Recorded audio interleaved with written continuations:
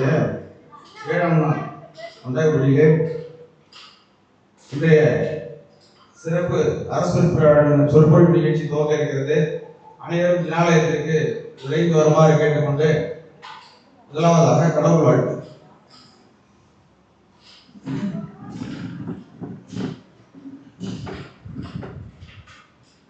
எத்தனை அன்னையர் எத்தனை தந்தையர் எத்தனை சோதரரோ, எத்தனை அன்னையர் எத்தனை தந்தையர் எத்தனை சோதரரோ, இத்தனை மீதினில் ஜனனமெடுத்தனை எத்தனை எத்தனையோ, இத்தனை மீதினில் ஜனனமெடுத்தனை எத்தனை எத்தனையோ, மீண்டவமே கொடு பிறவி அறுத்திடு மெய்மொழி கூறியவா, மீண்டவமே கொடு பிறவி அறுத்திடு மெய்மொழி கூறியவா, அத்தனினை புகழ்ந்தேத்திட வந்தேன் மல்லிநாதா, அத்தனினை புகழ்ந்தேத்திட வந்தேன் ஸ்ரீ மல்லிநாதா. பெரியவர்களே, இன்றைய சிறப்பு சொற்பொழிவு ஆற்ற வந்திருக்கிற ஐயா திரு ரவீந்திரன் அவர்களை ஜனாலய நிர்வாகத்தின் சார்பாக வருக வருக என்று வரவேற்கிறோம். வரவேற்று இங்கே முன்னுரை ஐயா திரு பத்மராஜ் அவர்கள் வாழ்வார்.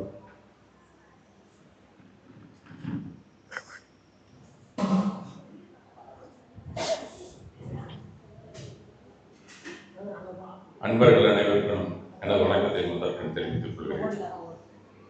இன்றைய அரசு சொற்பொழிவு நிகழ்வு துவங்க உள்ள நேரத்தில் அனைவரும் அமைதி காத்திடுவீர்கள் என்பது வழக்கத்திற்குரிய செயலாகிவிட்டது.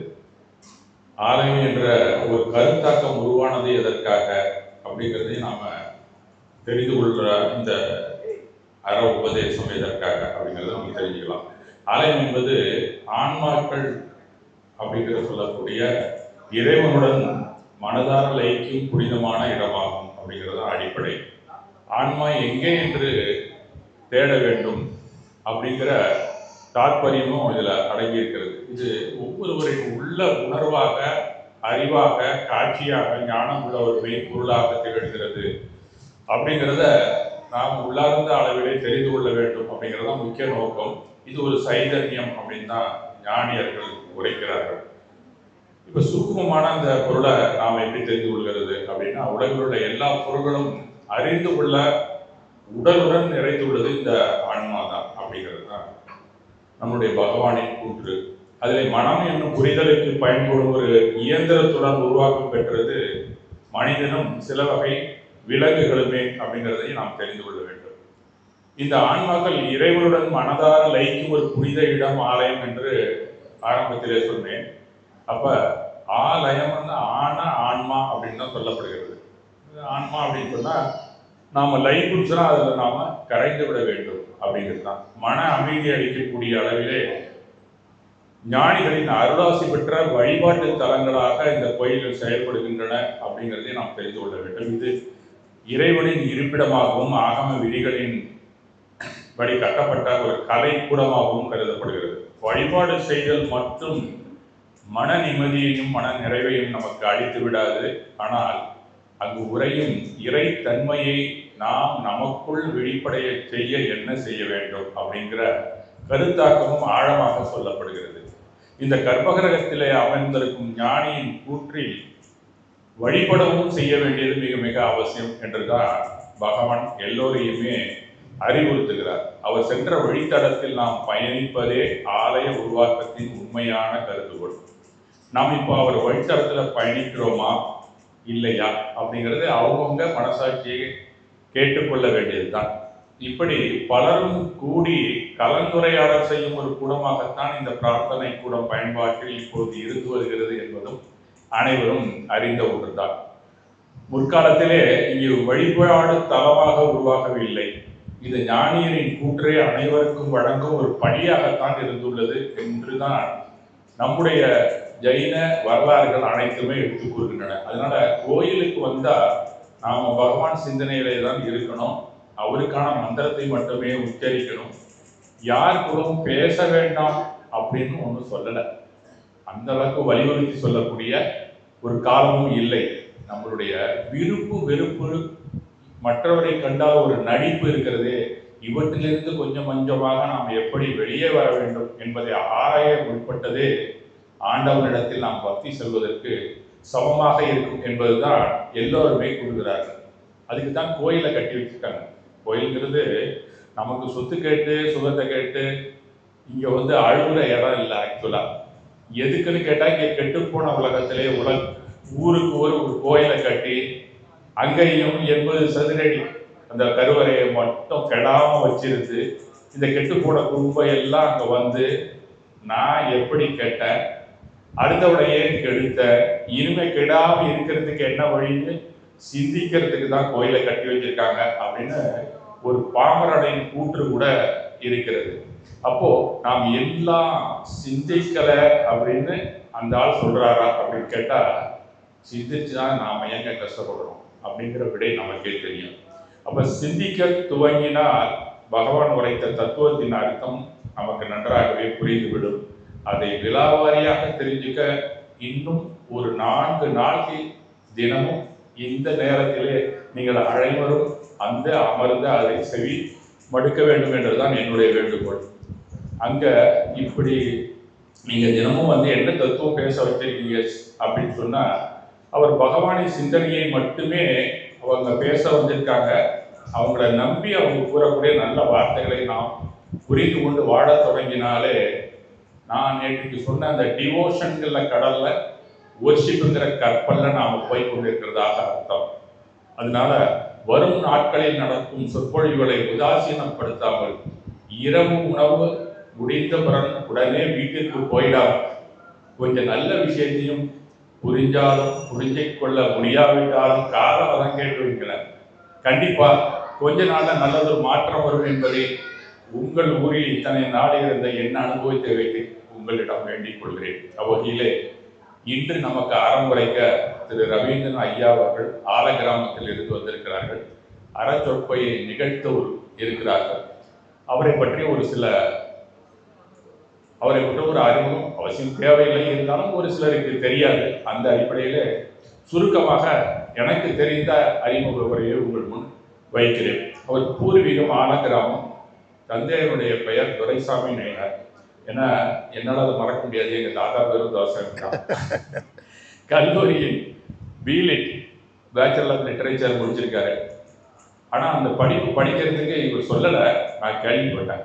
ரொம்பவும் சிரமப்பட்டு ஒரு 0 லெவல்லேருந்து மேலே வந்த ஒரு வயதானவர் நம்ம சொல்லிடுறோம். அவர் மனசுக்கு இளமையோட தான் இருந்து கொண்டிருக்கிறார். அவ்வளோ அனுபவங்கள் இருக்கின்றன. அவர் பேசும்போது நம்ம தெரிஞ்சுக்கலாம். அவர் எடுத்திருக்க டாபிக்கை லட்சியத்தை நோக்கி தான். ஏன்னா அவர் வாழ்க்கையில் லட்சியம் தான் இருந்திருக்கிறாரு. இப்போ தத்துவமே லட்சியத்தை நம்ம தெரிஞ்சுக்கிட்டாதான் தத்துவங்கிற ஏரியாக்குள்ளே நம்ம போக முடியும். அப்படிங்கிறதுனால எடுத்தடுப்படியே பகவான் என்ன சொன்னார், அண்ணன் சொன்னாரெல்லாம் கிடையாது. நீ எந்த லட்சியத்தை வேணாலும் வச்சுக்க, ஆனால் அதை நோக்கி எப்படி போகணுங்கிறது மட்டும் தெரிஞ்சுக்கணும் அப்படின்னு சொன்னால், இன்ஃபார்மல் எஜுகேஷன் அப்படின்னு நான் சொன்னல, இந்த முறைசாரா அனுபவம் பெற்ற ஒரு அனுபவசாலி. அதே சமயத்தில் 60 ஆண்டுகள் ஃபார்மல் எஜுகேஷன்ல இருந்திருக்காரு. அப்பப்பையும் பாடமும் நடத்திட்டு வந்திருக்காரு. உலக பாடத்தையும் கற்றறிந்திருக்கிறார் என்றுதான் நாம் தெரிந்து கொள்ள வேண்டும். அந்த அடிப்படையில் என்ன இன்ஃபார்மல்ல அவர் பண்ணார்னா, பிஏ படிச்சிருக்காரு, பேச்சுலர் ஆஃப் எஜுகேஷன் முடிச்சிருக்காரு, மாஸ்டர் ஆஃப் எஜுகேஷன் முடிச்சிருக்கிறாரு. இது ரொம்பவும் அவர் இருக்கிற ஊர்ல இருந்து படிக்கிறதுங்கிறது அவ்வளவு எளிதான விஷயம் அல்ல. இந்த வெயிலும் போய் தான் படிச்சிருக்கணும். கண்டிப்பா அந்த ஆல கிராமத்துல வெளியில வர்றதுக்கு இப்பெல்லாம் நிறைய பஸ்ஸஸ் வந்துடுச்சு. அந்த காலத்துல எப்படி இருந்தாரு அப்படின்னா, இவரை பார்த்து நாம் தெரிந்து கொண்டு ஒரு மோட்டிவேட்டரா நம்ம எடுத்துக்கிட்டு நம்ம வாழ்க்கையில வாழணுங்கிற ஒரு குறிக்கோளை தான் ஐயா அவர்களை உங்கள் முன் அமர செய்திருக்கிறேன். விவசாயம் செய்வதில் மிகவும் ஆர்வம் உள்ளவர். எம்ஏ எம்ஏ இதெல்லாம் படிச்சிருக்காரு. அப்புறம் விவசாயத்துக்குள்ள போறாரு அப்படின்னு கேட்கலாம். அதுதான் ஆதாரம் அப்படிங்கிறத நமக்கு எடுத்துக் கொள்கிறார். மேலும் சமணத்தின் பால் மிகுந்த பற்று கொண்டவர். தத்துவங்களை நல்லா படித்துள்ளார். எளிமையாக எல்லாருக்குமே சொல்வார். ஏன்னா நான் இருக்கிற குழுலாம் அவர் இருக்கிறாரு. நான் அடிக்கடி பேசுவேன். அவருடைய ஸ்பீச்சஸ் கேட்பேன். இது சொல்ல சில முக்கியமான கருத்துக்கள்லாம் நமக்கு புரியாமல் இருக்கும். இதை கேட்கறதுக்கு தயக்கப்பட்டு இருப்பான். அந்த வாரத்துக்குள்ள அதை சொல்லிடுவார் அவரு. இப்படிதான் டெவலப்மெண்ட் எனக்கு கூட வந்தது. அதனால தான் அந்த ஐயாவை நான் உங்களுக்கு முன் அமர செய்திருக்கிறேன் என்று நான் பெருமையுடன் கூறிக்கொள்கிறேன். மேலும் இளைஞர்கள் எப்படி வாழ்க்கையில முன்னுக்கு வர வேண்டும் அப்படிங்கிற நூல்களையும் அதிகமாக படித்திருக்கிறார். உதாரணமாக டாக்டர் MS உதயமூர்த்தி அவர்களுடைய நூல்களை படித்திருப்பார் என்பது என்னுடைய அனுமானம். அப்படிங்களா? தமிழக எழுத்தாளரும் தொழிலதிபரும் மக்கள் சக்தி இயக்கம் அப்படின்னு ஒரு வச்சிருந்தார் அவர். ஏன்னா அவரு சொல்ற வேர்டெல்லாம் நமக்கு சிலது புரியலன்னா கூட அதை எளிமையா எடுத்து சொல்லிட்டே வருவார். நான் அந்த புதுசாக படித்ததுனால சரி இவரு ஒரு மோட்டிவேஷன் ஆனது அவர் டாக்டர் MS உதயமூர்த்தியாக தான் இருக்கணும் ஒரு அனுமானம் தான் அவருக்கு ஒருத்தர் இப்பயும் கூட ஆமாம் சார் அப்படின்னு சொல்றாரு. ஏன்னா அவருடைய டாபிக்கை லட்சியத்தை நோக்கின்னு தான் இருக்கு. அவருடைய பேச்சு எல்லாமே லட்சியத்தை நோக்கி தான் இருக்கும். கட்டுரைகளை படித்து அதில் மிக முக்கிய அம்சங்களை ஆராய்ந்து வாட்ஸ்அப்பில் வழங்குவதில் வல்லராக திகழ்ந்து கொண்டுதான் இருக்கிறார். அதுபோல இந்திய பாராளுமன்றத்திலே உரையாற்றிய ஆச்சாரியர் உங்க எல்லாருக்கும் தெரியும்னு நினைக்கிறேன், தருண் சாகர் அப்படின்னு இருந்தார். மாடர்ன் வேர்ல்டுல ஒரு நிர்வாண துறவி, ஒரு பகுத்தறிவு, ஒரு பெரியார் பேசினா எப்படி இருக்குமா அந்த மாதிரி பேசக்கூடிய ஆற்றல் பெற்றவர் இந்த தருண் சாகர். அவர் எல்லா பார்லிமெண்டேரியனும் அவர் வாழ்த்துவான். அவரை கூப்பிட்டு ஒரு நாள் பேசணும்னா அத்தனை பேரும் கையெழுத்து போட்டு மகஜர் கொடுத்துருக்கான். அதுக்கப்புறம் தான் அவர் பார்லிமெண்ட்லேயே பேசுகிற ஒரு முதல் நிர்வாண துறவி அப்படின்னு சொன்னால் தருண் சாகர். அவருடைய கட்பா பிரவச்சன், கட்பே பிரவச்சன் நினைக்கிறேன் அந்த நூல், தருண் சாகர் நூல். தருண் சாகர் என்னடா அந்த நூலை கொடுத்துட்டாரு, நான் வீட்டில் வச்சுட்டேன். கசப்பான உண்மைகள் அப்படிங்கிறது தமிழ்ல அர்த்தம். அவர் அது சிறப்பான கட்டுரைகள், அதுல சில டாபிக்ஸ்லாம் எடுத்து நம்மள்ட்ட சொல்லிட்டே இருப்பார். ஒவ்வொரு வாரத்திலையும் ஒரு சின்ன சினாப்சிஸா எடுத்து அது சொல்லுவாரு. நம்ம அன்றாட வாழ்க்கைக்கு பயன்படக்கூடியதா இருக்கும். ஆனா அதுல சமண மர கருத்துகள் இருக்கும். நம்ம சமணத்துல தத்துவம் தானே அது அப்படின்னு நமக்கே தெரியாது. அந்த மாதிரி சொல்லக்கூடிய ஒரு ஆற்றல் படைத்தவர் அந்த தருண் சாகர். அது அப்படியே நமக்கு எப்படி சொல்லணுமோ அந்த மாதிரி சொல்லக்கூடியவர் திரு ரவீந்திரன். அதனாலதான் அவங்க உடல்நிலை சரியில்லை. ஆக்சுவலாக நேற்றுக்கு ஃபோன் பண்ணி என்னால் வர முடியாது போல இருக்கு அப்படின்னு சொன்னார். எனக்கு சங்கடமாக இருந்துச்சு. அதனால நான் என்ன சொன்ன வராண்டா இருந்திருக்கேன், நான் வழக்கமாக ஏதாவது ஓதுவேன், இங்கே அதை ஓதிக்கிறேன், நீங்கள் வரலன்னா அப்படின்னு கூட சொன்னேன். இல்லை நான் எப்படி வந்துடுவேன், வள்ளித்தீர்த்தங்கள் தரிசனம் பண்ணுவேன் அப்படின்னு சொல்லிட்டு இன்னைக்கு காலையில் ஐ வில் கம் அப்படின்னு ஒரே வார்த்தை போட்டு விட்டாரு.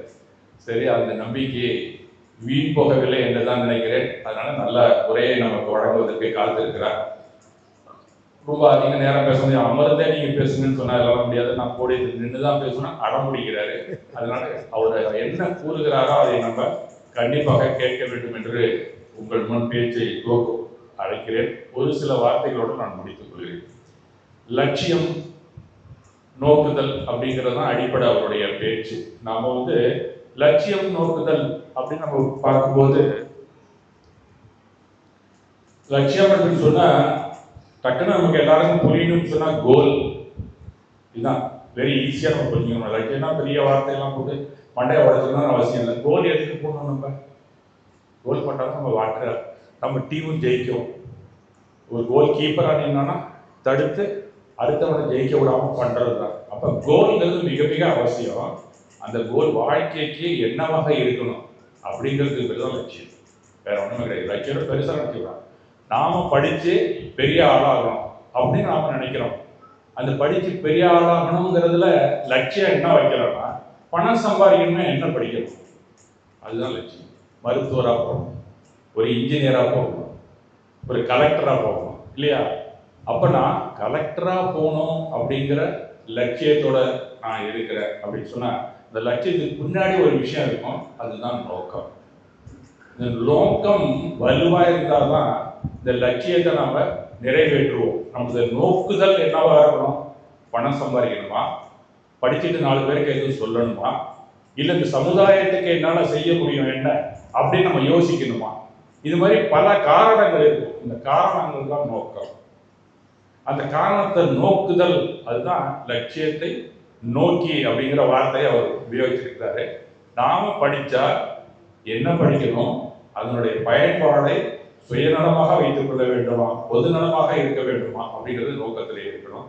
கண்டிப்பா பகவான் சொன்னதை நம்ம கேட்கும்போது நமக்கும் பயன்படணும், மற்றவங்களுக்கும் பயன்படணும். சில பேர் நான் படிச்சிருக்கேன், ஏழைகளுக்கு தான் நான் வைத்தியம் பண்ணுவேன் அப்படின்னு ஒரு டாக்டர் சொன்னா அதுதான் அவருடைய நோக்கம். அப்ப அந்த மாதிரி நம்ம நோக்கத்தில் போகும்போது அங்கங்கே மைல்கல்கள் நிறைய இருக்கும். அந்த மைல்கல்கள் தான் இலக்கு. ஒவ்வொரு இலக்கா தாண்டிட்டு வரணும். இப்ப அவருடைய பேச்சுல கண்டிப்பா இலக்குகள் நிறைய இருக்கும். அதுல போனீங்கன்னா உங்களுடைய நிச்சயம் நிறைவேறும்.